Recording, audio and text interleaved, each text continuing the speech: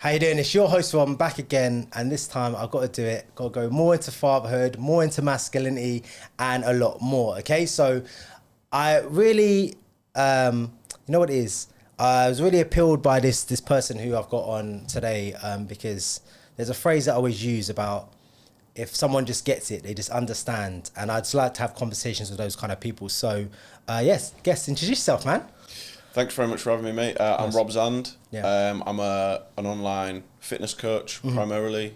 I've also got 3 kids. So I think a few of the bits that we're going to get into is a little bit around kind of fitness and fatherhood, and obviously I've seen a lot of the things that you spoke about before. So yeah, looking forward to it. Thanks. Yeah, I think that was one of the first things. Like I said, like I came across your content. I started engaging with it. I liked what you post. It appealed to me a lot because, you know, as a father, and I'm into sort of fitness and staying in shape and everything else. And then you started speaking about other topics about marriage and relationships, and I was like, yeah, this, like I said, this guy gets it. And I'm like, okay, cool. Let's see if we can work something here. I think it would be really good and really exciting as well. So I suppose for those who don't know you, could you give like a bit of a brief bio about yourself and, like, I suppose outside of how we met, or what drew you to come in on the pod, I suppose? Yeah, of course. So like I say, I'm Rob. I'm 35. I've got 3 kids, a wife. My business is what I do full time. I coach men primarily, like dads primarily. The reason being, I kind of found that I was coaching a lot of dads even prior to having kids myself, and then as soon as our twins came along, I was like, wow, this is really life-changing, because I'm sure you hear all the time, people used to tell you before you had kids, it was like, it changes your life, you know, it's different. And I was thinking, how different can it actually be? And then it wasn't until it actually happened that you're like, it gives you a completely different perspective. So, and I kind of find that a lot of men nowadays end up putting themselves bottom of the pile. You know, what do you mean by that? In terms of like their own priorities. So work comes first, family comes first, what their missus needs comes first, and kind of what they need to make sure they are, what I quite often say is the best version of themselves in terms of like, not just physique and fitness wise, but energy and mood and productivity and all those kind of things. That's kind of why I've really prioritized helping those dads. And also one of the biggest reasons is things that they used to do when they were 20 years old and had no responsibilities and had no pressures and lived at home with their mum and dad. They couldn't do the same. They couldn't necessarily go to the gym 6-7 days a week and live on just chicken and broccoli. It didn't really fit from a social and family point of view. So that's why I've, you know, years ago kind of leaned into that, and obviously I've worked with hundreds of dads since, and that's what I do full time.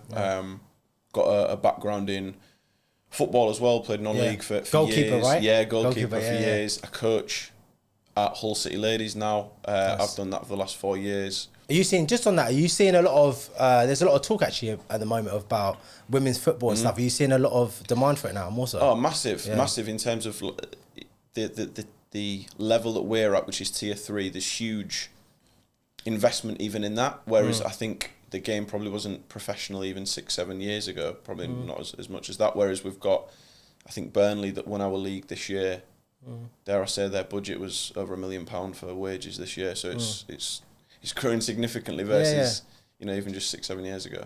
Yeah, it's definitely something. I remember speaking to my friend, and he's got a daughter, and she was maybe 8, 9 at the time, and she's like 15 now, and he's like, oh yeah, women's football. And he was telling me about if you've got, before I had my son, and they're like, oh, if you have a girl, like, try to get her into women's football because it's going to be so big in a couple of years. And yeah, that's it. It's just great. It's just going boom. I think especially after the Lionesses won the first tournament, it's just the the investment it's got and the interest it's got. It's ever developing, really. So I quite enjoy that side of it in terms of coaching, probably more than I did playing. Yeah. Really. What led to stop playing? I kind of got to a point, I was about 27 and I was playing at a decent level of non-league, but it was very time consuming, and I was there and I was almost like, it felt like a chore rather than really loving being there. And it was, I kind of used the time that I used to put towards playing towards investing in myself and growing my coaching business and that kind of thing. So I think everyone has like crossroads in life at times, and that was one of them where I was like, that needed to be less of a priority for me because and again, I wasn't enjoying it as much as I probably should have been. And it's interesting how I speak to a lot of guys kind of similar age to me or a little bit older, or even at the time, some of them said, I wish I'd done what you did. I wish I'd maybe stopped playing at such a decent level and prioritised, growing a business or career or whatever. So that was the reason. It was a lot of travelling as well, 3 days a week. And it was more just that. It felt like a chore rather than something I was really loving doing. Yeah. Football's an interesting one, I think, because I'll be putting on an event about this later on, but fitness and sport, and more specifically football, being a footballer, is very glamorous to get to that level. And I know, you've got a son, I've got a son, and if they turn around and they say they want to be a pro footballer, it's a complete long journey, but the results are so like 0.00. It's insane.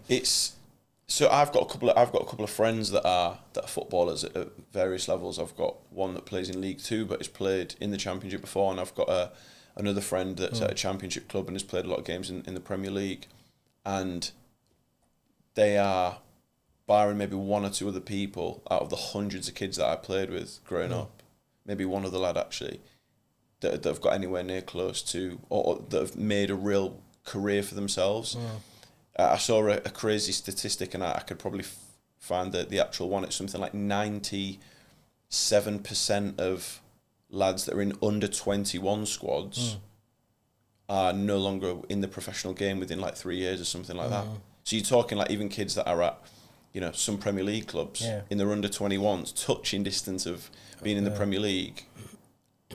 They just fall away. And you think now clubs get hold of kids so young, 6, 7, 8 years old, and they could go from that all the way through to 21 and not have a career. Yeah. And part of me is almost like, I've got two sons, a 4-year-old and a 10-month-old, as well as my daughter, and I'm like, if they said they wanted to be a footballer, and I remember my dad saying to me the exact same thing. He was like, 0.01% make it. And at the time, you kind of just have the blinkers on. You think you can go. You think I'm that. Yeah, absolutely, absolutely. And I look back and I was like, he was 100% right. He's 100% right. It's like, because I know a guy. He's actually he was in So Solid. Harvey from So Solid. Yeah, of course. Yeah. So I had him on a pod before, and basically, he was telling me, because he played for Wimbledon and Barnet and a few other teams, and he used to play with like Jermaine Pennant and all this. And I said, why do you think you never got to the same level of those guys? Because you played in the same teams. You played for Chelsea, like youth academy, all these other things. And he just said, I just wasn't good enough. He's like, the level it takes to get from say League One, League Two to like Championship or Prem is like, it's insane, absolutely insane.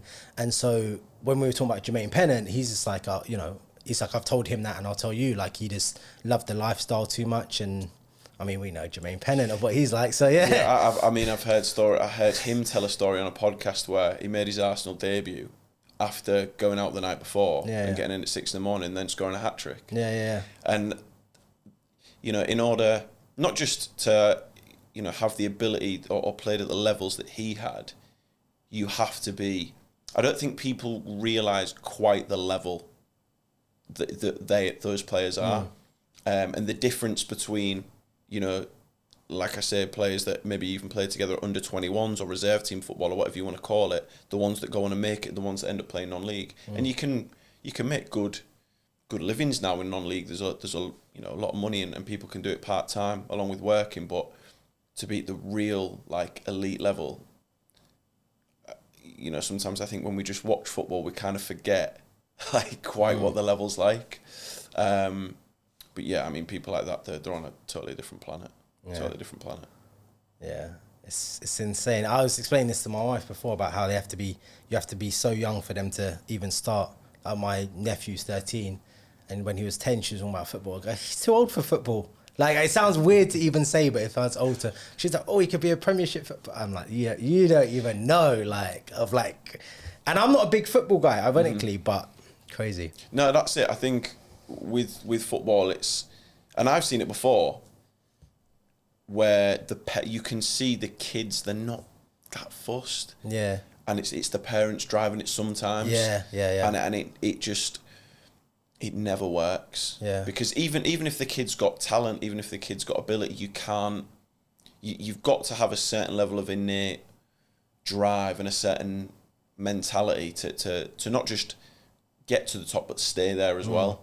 And you know, that can't be something that is just forced. Because my pal, he's got his son was playing for Arsenal under 15s, and now he's at Brentford, I think under 18s or 21, I don't know.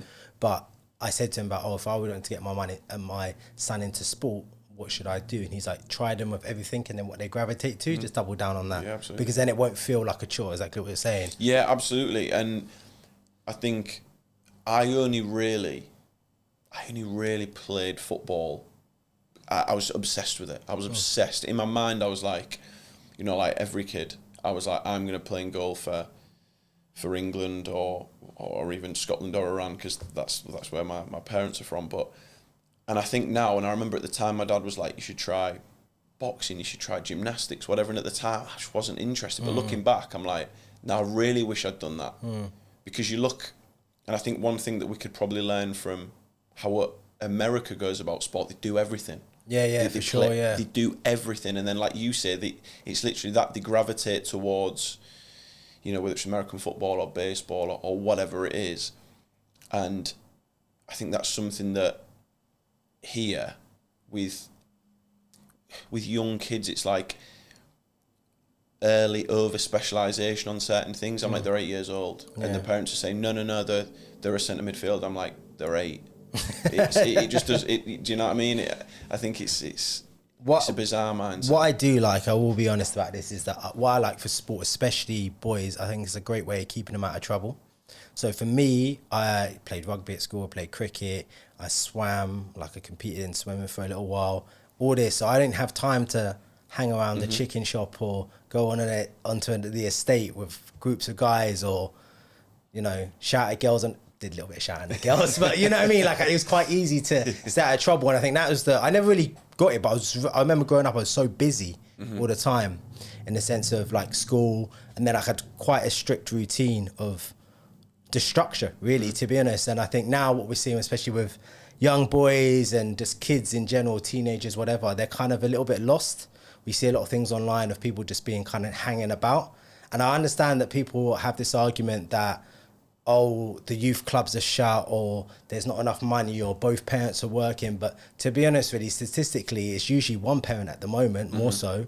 I mean, I'll speak about that in a minute. But basically, they seem to...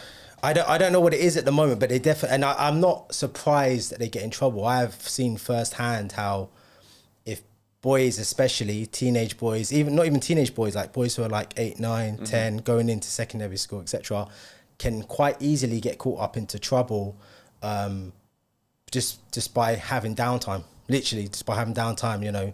They say, idle thumbs, devil's work, or whatever, you know. So it is a big thing. And I think, like I said, boys need to be occupied, man. I'm sure you, because your son, not your youngest son, your twin. Yeah, he's 4. He's 4. So so that toddler kind of age of like, lots of energy. Is there lots of activities for him? Absolutely. And do you know what? You can see it. And I think probably from that age all the way through to when you know, boys become teenagers and then they become, you know, men, is, I think, like you say there, boredom is the worst thing they can have. He's got so much energy. And it doesn't matter what we do, whether, you know, we take him to a rugby club, or we take him to football, or it's gymnastics, or we just go to the park or on his bike or whatever. And I think it's the same as you go through the ages. I think that structure and having some kind of focus, something to put your energy in that isn't, well, I haven't got anything to do, so I'll just go hang around with, you know, and I don't think it matters what city you're in. I think it's the same everywhere. Is if you get boys that are bored at whatever age, they're going to cause chaos. They're going to find something to do. They're going to find something to entertain themselves. And I'm sure a lot of the time it's not always positive, but they've got so much energy. It needs to be, they need to have some kind of outlet. Yeah. They need to have some kind of outlet for that. And I think that, I would say that even relates to guys now. I can relate it back to dads as well. And I speak quite often about men and dads in particular need what I call a third space, because you've got work, you've got family life. I think they're lost if they don't have something else, whether that's they used to play a sport, they used to do all these things, and now they're just, I don't want to say stuck, because the work and the career and business is great and family life is brilliant. You need to have something for yourself. I think what's important for that is, for me personally, I had that before I was married. So I always said to my wife, it's a non-negotiable for me, no matter what it is. So it was just always at the gym. It was either gym or boxing or sometimes like five-a-side football. It was something like that, like things which were non-negotiable. And I've always said that to now. And like, it could be selfish, but I'm like, I need to do this. I have this thing where I say I can be a guy who's at the gym all the time, or I can be a guy who's at the pub all the time. So what's it going to be? Like, these are the two options, right? So, and I've always been like that. My dad's exactly the same. My dad's obviously like double my age, but he still trains because it's just all he's ever done. So, and I think mentally it is very good. I was having a discussion just a moment ago about the idea of, I was speaking to someone, and she was saying that her boyfriend is going through some mental health trouble, and he's on antidepressants. But when she describes their life together and like what he's like, it seems like, not that, I think personally the medication side of things for that sort of thing, I don't think is as effective as more traditional stuff, you know, sunlight, rest, good food, etc. And I think it just numbs a person. And I think one of the biggest issues I think we have now, especially with like men and boys, is that there's two things happening. A lot of them are missing purpose. A lot of them are given sort of cheap dopamine with, the OnlyFans epidemic kind of thing, alongside being told masculinity is wrong and men are evil and men are pigs and men are this and men are misogyny and like all these buzzwords you see in comments of blogs. But no one ever thinks, it's like, okay, well, why are people, like there was a big documentary not so long ago talking about this masculinity crisis, but there wasn't any solution, similar to what you said actually. It's great, okay, cool, you're going to talk about this and kind of fearmonger everybody, but no one's saying, why does this exist? Why does it exist that people are going to more controversial people to get results? Absolutely, I got absolute pelters online for the video that I did, where I basically, and it was the Manosphere documentary that was on Netflix, and don't get me wrong, they've done it exceptionally well if all they wanted to do was create a lot of noise and really kind of like sell something and get a lot of views. So in terms of from like a marketing perspective, like really, really clever. But then when I was watching it, I was watching going, I appreciate it's a documentary and they're going to pull out the top 1% most controversial things that, let's say, 3 most controversial people they can find are going to do, and it's going to make a lot of noise. But I kind of felt that they missed a bit of a trick with it, because they could have given another side to it and actually been like, okay, why are these people, why are they so prevalent? Why is their voice so prevalent? Like, why are there so many, not just boys, but men as well, that are of all ages, that are kind of like lost and don't have this purpose? Why are they kind of looking towards them? And I mean, I've kind of got my own views on it, in the sense that, like, I think there is a real lack of positive male role models, and I think that, first of all, I always think that has to start at home above anything. Like, you know, I look at my two boys, and of course my daughter as well, but my 2 boys in particular, and I look and I go, would I want their role model, their hero, the person they look up to be someone they watch on YouTube, or to be someone some other person online? No, like, I want them to look at me and go, yeah, like, and I've spoke about this before, there is going to come a point when my kids turn around and go, you know, they're introducing me to a friend, and they'll go, yeah, that's my dad. Or they're going to be like, yeah, that's my dad. It's going to be one or two ways. It's going to be one or two extremes. And I think there's certainly there's a lot of buzzwords from the last few years, like toxic masculinity and kind of all this stuff, where on that, in reality, I think you've got masculinity. It's one thing, and then you've got toxic people or behaviours that they're not the same thing. So I don't think the phrase really works. I think if you look at the stats as well, it's actually the lack of masculinity, which is actually, like, if you look at the stats. So absolutely. There's a conversation I was having before, and if you look at like single mother households, the percent for runaways, for children using drugs, teen pregnancies, people ending up in jail, and the list goes on and on and on. They're significantly higher from a single mother. But then if they're a two-parent household, they're obviously significantly lower. But interestingly, a single father delivers the same results as a two-parent household. Because it has there's a level of there's this thing that I always say to my wife, he's your baby, but he's my son, which is essentially the same thing, right? But it's just like, you need a bit of a balance. It's like someone has to be like more structured or a bit of the bad guy or whatever. And it's more likely usually to be the father. And that's not a negative thing. Otherwise, I think we see online, what I see online especially is a lot of stuff of like, men are awful, for use of a better word, and they don't, like, there was a situation recently where this girl was in a car and she ran, I don't know if you've seen it, and there was these two girls fighting outside of a club, and one of them got in a club and ran the other girl down, and this was all being filmed, and the girl died. But all these blog pages were talking about, saying about, oh, why wouldn't the men help? And I'm like, hold on a second, hold on. And I said this, I go, and I still stand by this, at me, is that I'm not going to tell my son to get involved and potentially die for two bimbos he don't know. And that sounds very heartless, but the bottom line is I don't think women really understand how violence works amongst men, and how it's quite everyday. Even like, there's like a theory or like a psychological thing that I was speaking to someone about. It's like when men talk, they always talk on an angle. So if we're standing, we always talk on an angle. And when women talk, they talk like this, face to face. And the reason for that is if guys go face to face, it's usually in a confrontational situation. Just stuff like that, right? And I'm not saying that we're primates, but even something like that is crazy, yeah. Do you know? It's interesting you say that, and I think that's a subconscious thing, because you can see it now that you've said it, and I think people listening will realise. Whenever do you see two blokes that I just stood completely square on, talking to each other, they're not really.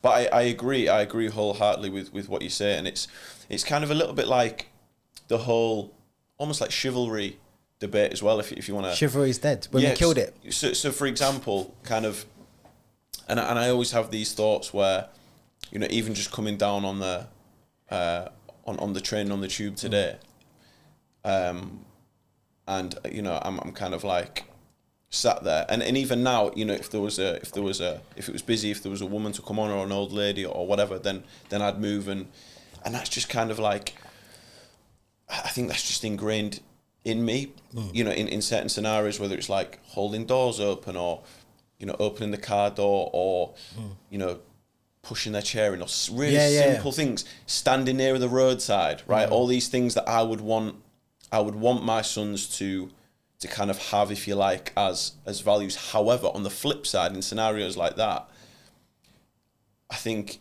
all that would ever happen is they'd get caught in the middle of it, and for whatever reason, it would have negative consequences for them. I think the vast majority of the time, and that's really quite sad to say. I think it's potentially different, perhaps, if you see, violence between a man and a woman, but I think two women fighting like that, I think, I think the thing about it is, it's like, for the last couple of years at least, it's been very much online of like the male bashing, the misandry, because there's a legit word for it, right? So it's like, you're gonna give out all this information and then yell, men are useless, men are this, men are that, and then still expect them. You can't trash a whole gender and then when it's convenient, have them come and help you. Like, that's not how it works. It's interesting. I've seen multiple different things where it's kind of like, there's been so many years, like you say, of telling men that they're toxic and kind of all these things online. And then I'll see these articles come up where it's like, where are all the real men? Yes. Where are all the real men gone? and kind of, because certain maybe characteristics that I have and how I am and how I speak and how I carry myself.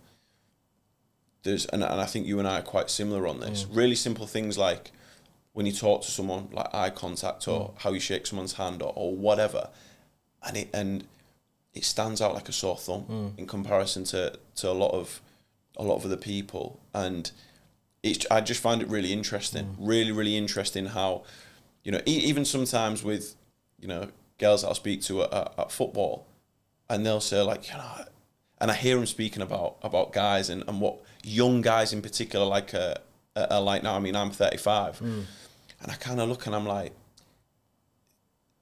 they lack such guidance. I think also as well, they grow up online, as I noticed online. Yeah, 100%.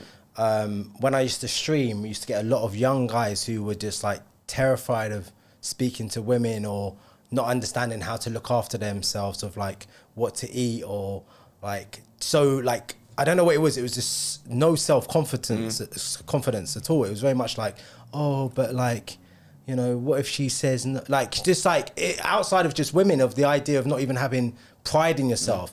And I tell you something, when I was 19, 21, I had the most confidence, the most arrogance. Me, my little skinny self with the biggest mouth, of like, oh yeah, I'm the guy. Do you know what I mean? And but that's been sort of, and I've kind of mellowed out more now. But guys at 19 or 20, they should be like very confident in themselves, should be trying things and stuff. So I think, yeah, it's like what you're saying, a lot of missing guidance and structure. But then I think if they hear the noise online, they feel timid. But the thing is, it affects women anyway. This is what I'm saying. I think it's an interesting one. It's because you, just like you said there about, like sort of where are all the good men and where are all the nice men and whatever. That's a whole other conversation. But it's kind men, not nice men. There's a difference between a nice man and a kind man. You and I are on the same wavelength on that. So I think if women have been shouting something to them and they've been listening, saying, okay, well, they don't want that, I'm not going to behave like that, but they still want like some of the traditional values or the chivalry, like you mentioned, you can't like pick. It's not pick a mix, like you know. It's funny. It's like, I don't know if you've ever seen the show The Boys. So The Boys is they've got a character in there called Soldier Boy, which is by Jensen Ackles, I think it's called. And it's funny because he's like one of the most popular characters, and the idea is that he's from like the 1950s, right? And he's like super like he's super like you know, like old school Sean Connery kind of. Yeah. I think he even says, he goes, keep on doing it, I'm gonna slap you like Connery. So he's like that sort of like proper old school, like masculine or whatever. But people love him. Women love him also. And it's fine. It's like, that is basically toxic masculinity, but it's because it's packaged in kind of way of he's handsome and he's tall and he's confident and everything else. It's like, it still kind of appeals to them. That's it. And I'll probably get pelters for this, but I've said it before. What women say they want and what they'll respond to, what they'll actually respond to, are different things. And I've seen it firsthand too many times, seen it too many times. And you say there about the nice guy and the kind guy. Yeah. The nice guy is accommodating. He adjusts his personality and does and says what he thinks people, and in particular in relationship scenarios, what women want to hear. Whereas the kind guy, you know, you can still be kind, you can open doors, you can however you want to describe it, but you have boundaries. He has boundaries, he has a backbone, he has a calm, like, confidence about him. And it's almost like now, I don't think it's that complex. I really don't think it's that complex to be like, I know what I want in life, I'm going to go after it, I'm going to carry myself in a certain way, I'm going to be confident. But I think a lot of that comes from, a lot of it ties together. It's kind of like, I've got purpose, I know what I want in life, I'm in shape, you know, I'm not afraid of rejection of any kind, whether, you know, if you're a single guy and you go and speak to a girl and they don't want to talk to you, like, so what? Like, but I think now, I don't know what it is now, like, I talk to guys and they just have such a victim mentality. Yeah. It's crazy. I don't know what it is. It's like it's everyone else's fault. Yeah, or just like, oh, like I stream on TikTok sometimes and I'll do competitions and I'll be like, oh, it's never me, I'll never win. I'm like, what's wrong with you, man? Like, buck up, like, what's wrong with you? Do you know, and I kind of say this quite often, but there's a real statistic around this. I'm going to butcher. I think it's 20-25% average testosterone levels have dropped in, let's say, the last 30-40 years. But 20% is a huge... Yeah. You know, and it's young guys as well. Yeah. But you can see it. You can see it in the way they carry themselves. You can see it in the way they talk. Don't get me wrong, you'll get the odd outlier, but then no wonder they stand out so much. It's easy to stand out now for young guys. I tell them. I agree. I think it's so easy to stand out as a young guy if you, like I say, if you know what you want, you've got an idea of what you want. But I think when it comes to, I mean, I don't know how deep you want to go down it, but I think when it comes to dating and women and that kind of thing, it's like, be confident, carry yourself in a certain way, have boundaries, but also like be fun, be playful, don't take yourself too seriously, like be able to take the mick out of yourself. Whereas you're right, now there are so many guys, even around similar age to me, they've such a victim mentality. Everything's everyone else's fault. They can't take responsibility for where they're at. And again, I really struggle sometimes to relate to that mindset, how they've got themselves in that position, how they can't see it. Yeah, I think some people just like it, man. Some people just like being the victim. I think with the younger guys and the social skills that they have is so, because when you factor in video games, you factor in TikTok, you factor in social media, you factor in a male loneliness epidemic, factor in OnlyFans and all these things, it's like they just, as they say, they are cooked. You know what I mean? Like it's crazy. But it starts with, it's like you say, it's like you were saying, it starts with them, right? It starts with getting up, getting up, eating well, training, getting sunlight, you know, touch grass, as they say. Like it's just doing the basics, which don't cost a lot. You know what I mean? Like what I have seen, like we did speak about this, like a manosphere type thing. I have noticed in the last few years a lot more younger guys in the gym, and I do think it's part of that reason, because no matter what these guys say, they're all in good shape. And one of the biggest influences there, they say about, you know, go into shape, go to the gym every day. And I think that has gone through to them. And I think that's the reason why these kind of characters have appealed to them, because they're talking to them about stuff they genuinely want. Like you mentioned, purpose, or money, or looking good and having a strong body, having a strong mind. It doesn't matter. It's like people, I found out now, is they don't have a problem with the message. They have a problem with the messenger. Okay, so like, I always say that, I always use this example. Like I'm not a fan of Boris Johnson, but if Boris Johnson says something which is true and I agree with, I'm like, oh, okay, I agree with that. I can not like him saying it, but I can distinguish from the fact of, but a lot of people can't do that. I can't distinguish from the message and the messenger. So they just shut down or they jump into feelings. No, I'd agree. And I think there's probably multiple people that we could pull out. And I think people would probably know certain names without us even saying them, right? And I agree, you know, and it's also like the lowest barrier to entry for you starting to look after yourself in any sort of way is, like you say, sleeping well, fueling yourself, feeding yourself good things, training regularly, getting outside. Because I go back to a point you made earlier. Young lads now in particular, and even, you know, guys, dads that I speak to, everything is at the touch of a button. You do not have to get out of bed, off your sofa, to be surrounded by dopamine hits. Whether it's Instagram, looking at girls on Instagram, OnlyFans. If you're horny, you've got your phone, you can look at anything. If you're hungry, you've got Uber Eats or whatever. If you're bored, you know, there's everything in this little device in your hand. And I mean, I run an online business. I do a lot from my phone, and it's amazing. But guys are they're lost. They're kind of like stuck in this mindset where they just can't see the woods for the trees at all. And I agree wholeheartedly with what you say there, that people will just, you know, you could have two people that say the exact same message, exact same things, and they might say other things. One person will get completely ignored by certain groups because of the other things they've said, the controversial things they've said. And the other person, they'll be like, yeah, this is the person you need to speak to. But they're both saying, train regularly, eat well, look after yourself, have a purpose, you know, understand what you want to do career-wise or business-wise. There's no, like, make money. We all want to make money. We all want to have a good life. We all want to provide for our families. You know, that for me is kind of like the simple frameworks of what men need. And then you can go into other rabbit holes of like, I just think men need to spend more time with other blokes, with men more often. And you mentioned about like the mental health side of things. I think, you know, when it comes to trying to get men to talk more, I don't necessarily always think just getting them to sit down in a chair and go and talk to me works. Yeah. I think they need to be doing activities. You get them boxing, or you get them on a hike together, or you get them doing something together. It happens naturally. It flows naturally.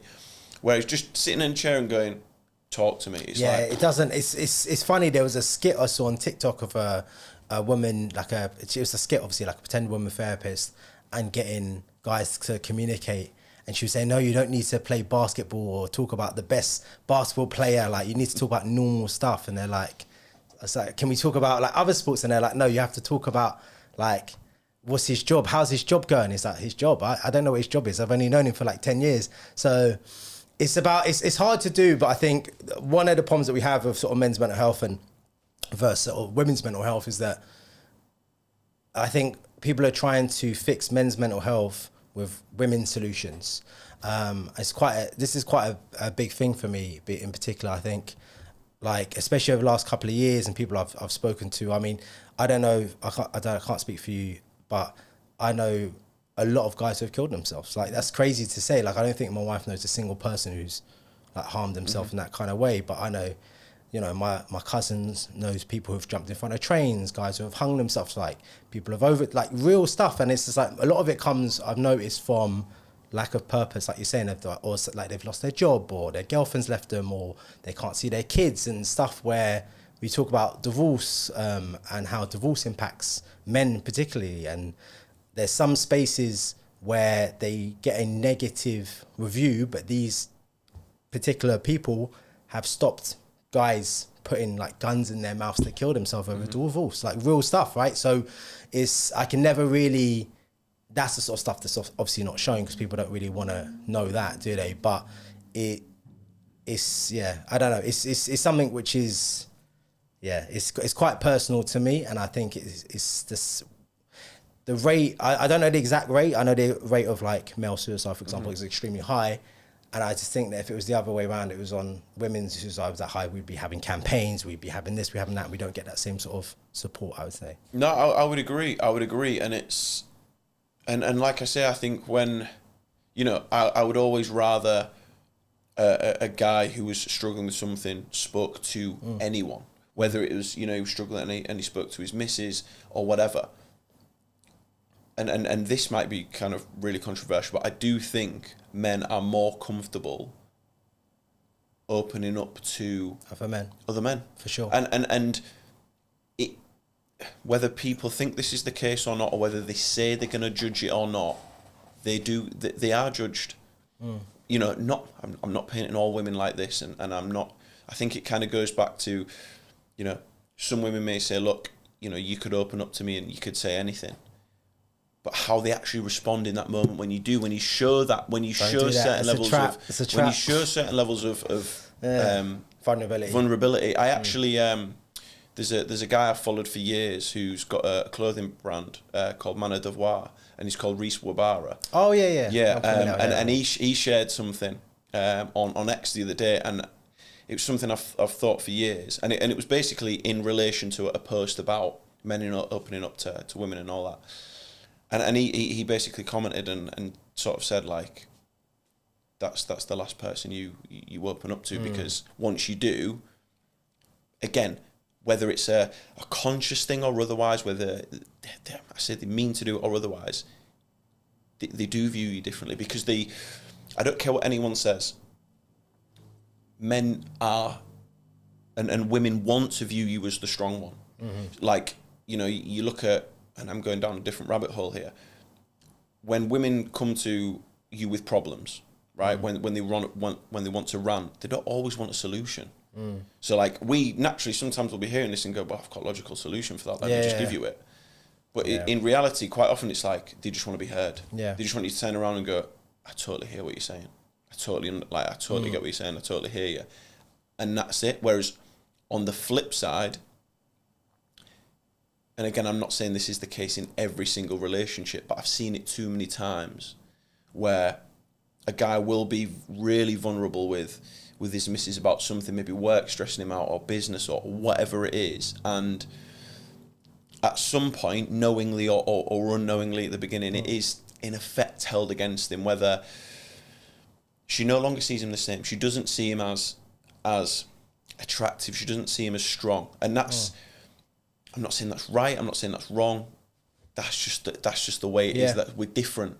We are different like that. And I do really believe that blokes are more comfortable, and it happens more naturally opening up with other blokes in environments like, literally like the park, like anything where you just socialise. And that's why I think that third space that I speak about all the time for men is so important.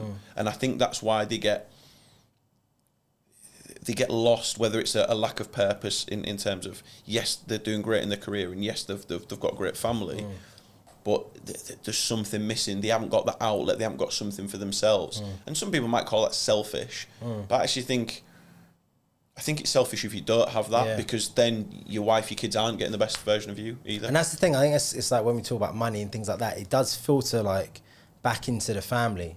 Like if I do well at work, for example, or if I'm happy and I'm fulfilled, that gets filtered right back into, the family, my wife, my son. Like they all feel all benefits of that. So yeah, I think you're right. I like the third space. I'm gonna start using that. I need my third. I'll be going to gym, but I'm going to my third space. I'll be going to my third space.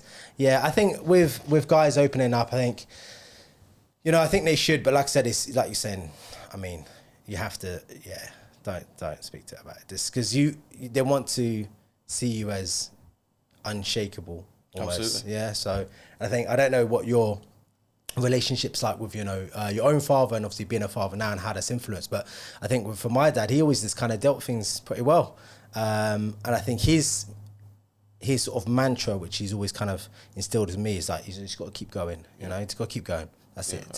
There's a few things, there's like, you got to keep going, and there's also like, there's no harm in trying it, and that's another thing. He's always been, I think that's one of so I have a friend, and he's got quite a strange relationship with his dad, but I think he said to me, it's like, that's what I'm quite envious of, like the fact that you can talk to him about anything, my dad, and then also the fact of like, he just built up confidence in you, and I think it goes back to what we were saying about structure and sort of a masculine figure at home and stuff like that. That's what they do. They build up, say, look, you can do it. You can I don't know. And it was a bit tricky for me, because I went to a private school, and so I was like one of 4 black kids in the whole like year, right? So, it's an interesting space, and this is like the 90s, right? So he'd be like, oh, like, you can do that. Why not? You can try that. You can do that. Like, why not? Why not? Like, he never made me think I was different from anyone else or any less capable than anyone else in there, right?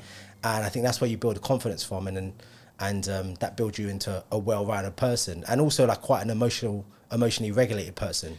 So you've covered 2 brilliant points there that I think about on a daily basis. In that, you said earlier, you're like with yourself, your son is your wife's baby, but he's your son, he's your son, and it's kind of like at all ages, like, and I really think confidence comes from challenging them in a positive way and getting them in uncomfortable scenarios, and I think probably not enough men do this now, is like put themselves in situations where they are really uncomfortable, they're really out their comfort zone, whether it's public speaking or physically or whatever in any area of their life.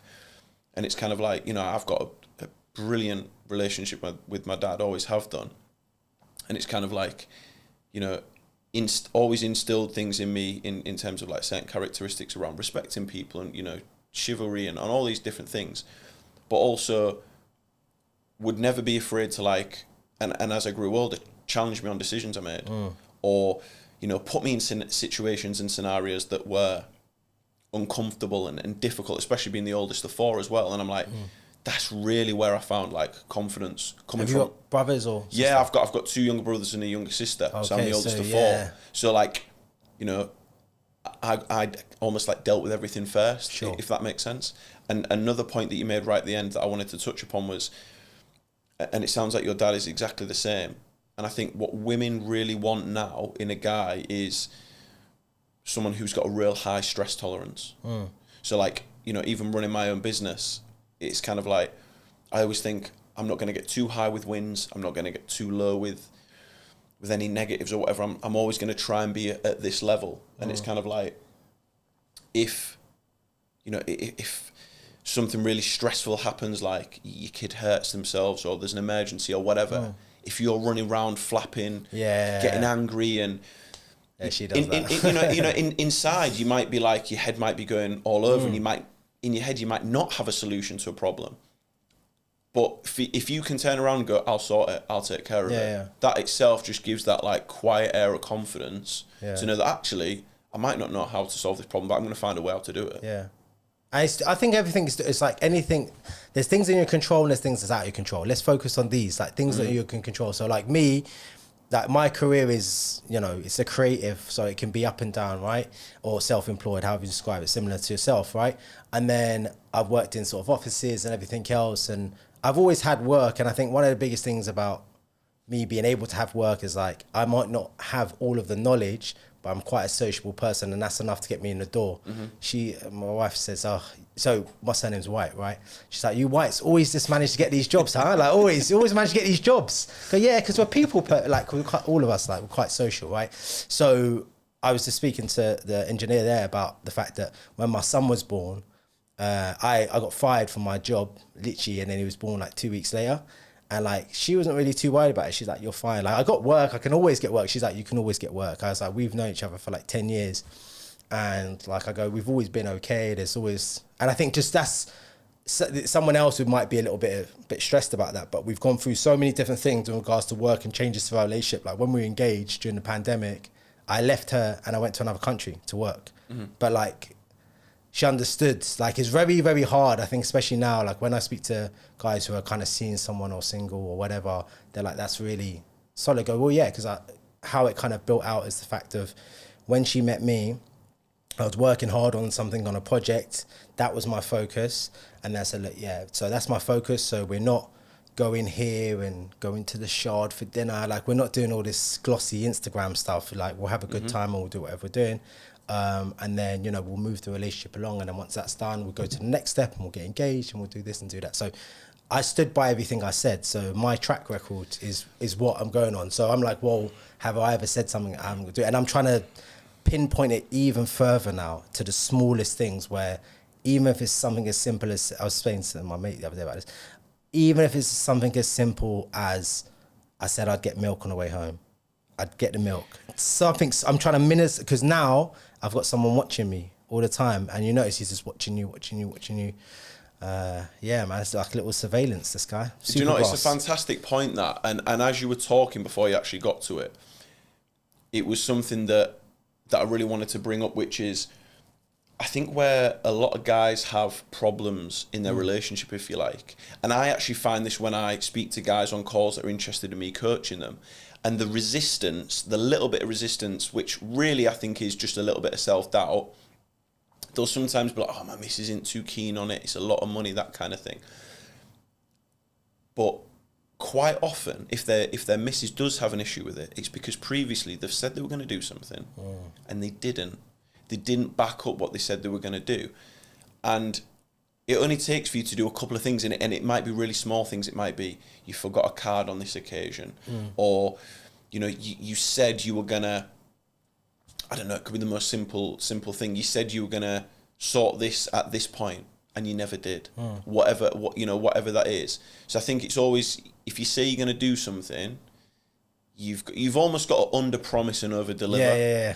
You know, whereas you know, now, if we were to take it kind of down a different route, you see all the time with, you know, things online and people trying to sell things and whatever, where they'll promise the world, you know, they market things brilliantly, and actually what they deliver, it kind of just about gets by. So I think, yeah, that's where I found, just speaking to a lot of friends, speaking to guys that I've coached in person and online for a lot of years, is a lot of the issues they have is they say they're going to do something, they don't back it up, which I don't think there's many things that women despise more or resent men for than that, really. I think, yeah, under promise and over deliver. Yeah, I think that's the best. I think you can apply that to work as well. So I think that's definitely something you can do. We spoke about sort of each of our fathers and our influence there. What kind of, in 10, 15, teenage of your sons, teenage versions of your sons, what would you like them to say about you? My dad is, well, starting with, I'd want them to say he's my role model, he's my hero, he's who I look up to, he's who I want to be like. And that's not because of, and I want that to be not because of things that I've said, but because things they've seen me do. Yes. It's probably a point we've not even made yet, but, we tell kids all the time, you need to do this, you need to do this, you need to do this. It'd be like me saying, you need to exercise regularly, you need to eat well. But I'm laid on the sofa eating takeaway stuff that they're going to see one thing and hear another, and there's no kind of consistency. Yeah, there's no consistency that there's, and it just doesn't fit. Whereas, I remember even a couple of years ago when they were two, the twins were two, and we were on holiday and they saw me kind of the back end of me being in the gym, and straight away, like Ronnie was like, I want to do that, I want to do this, and I ran a in-person event last year, and I'm actually doing one in London at Shepherd's Bush next month actually, and as soon as the kids came in and they saw me doing stuff, they were like all over, I want to do this, I want to do this. But to kind of go back to your question, I think it's kind of like, what would they say about me? Yeah, I just want them to be, I'd want them to be proud that I'm their dad. I'd want them to be proud to introduce me to people, rather than kind of like, and which, let's be honest, for teenagers sometimes is difficult because parents can embarrass you a little bit. But I'd want them to be like, no, like I'm really proud of my dad and what he's achieved and what he's. I'd want them to have a little bit of an understanding of, if you like, of like, how hard he's worked for us to have what we have. Because I certainly thought that and still think that about my own dad when I was that age. So yeah, it'd be that for me. It'd be kind of like that sense of pride. Yeah, that pride, and he's always got my back, and he's always looked after us. But also they realise that in life you don't just get handed things on a plate. Like, you've got to work for them. You've got to work really hard for things. And a big thing for me at the minute is you don't always win. I think that's important. I think because we have a thing about failure, right? That failure is so bad, but it's just like, I think I've always been taught, as long as you've tried and you've tried, you've done the best that you can, and that's enough, right?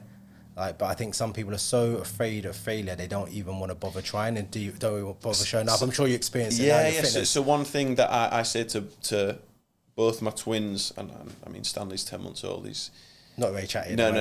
but with Ronnie in particular, it might be something really simple like him putting his trainers on and they're a bit complex or whatever, and he's like, I can't do it. I'm like, we don't say I can't. We do not say that. Like, you try it and you try it again and you try it again, and then if you need me to show you, that's fine, but you do not say that. Yeah, I'm doing something similar. And I'm really particular with terminology and language, because they're so receptive to language, and even things like, I do not like people saying, oh, are you a bit shy? I'm like, do not encourage that kind of language. Because that labelling is what we're seeing now. A lot of people label them something, and then that's their whole identity. Absolutely. And they start to believe that, even at that age. Yeah. I'm like, no, I want them to express themselves, and I want them to be confident and try things. And if they hurt themselves, they hurt themselves. If it doesn't go right, it doesn't go right. But that is important. I think that's even the shoot. It's like, I can't, same.